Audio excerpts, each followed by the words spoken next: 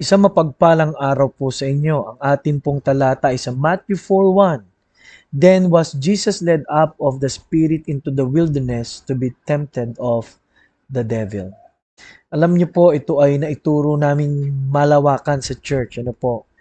Prinsipyo po ng loyalty. Ano? Ang Panginoon, tapat po sa Panginoon na even He is tempted and even He is being tried, no? Bilang Diyos.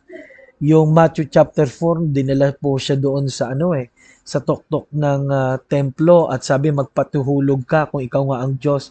Tines yung kanyang power, tines yung kanyang authority sa unang mga talata, tines yung kanyang hunger, bilang nagkatawang tao. Ibig sabihin po, tinetest din po tayo bilang anak ng Diyos pagdating sa ating mga immediate na mga pangangailangan, At sa huli, pinakita sa kanya ang lahat ng kaharian ng sanlibutan, no, yung wealth and prestige, no.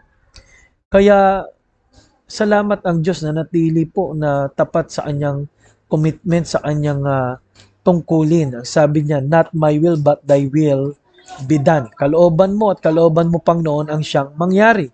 Kung tayo kaya yon, there is a clear commitment in everything that Jesus did, how He prayed, how in Matthew chapter 9 verse 36 ay pumunta siya doon sa mga bayan-bayan, sa Matthew chapter 4, bandang dulo ng mga verses na yon, no? Pinag-aralan natin sa ating church na siya ay nagturo, nagpagaling ng bulag, ng pilay. Siya po ay pumunta sa mga syudad, siya ay nagturo sa mga sinagoga.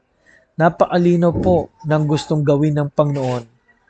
Kaya, number one, about loyalty and about our topic, which side are you? About loyalty. Kanino side ka? Sa Panginoon ka ba talaga? Linawin po natin ano ba ang purpose natin at anong commitment na natin bilang Kristiyano.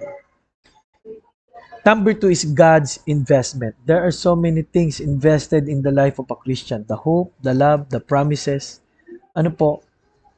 Kaya po, kaninong side ka?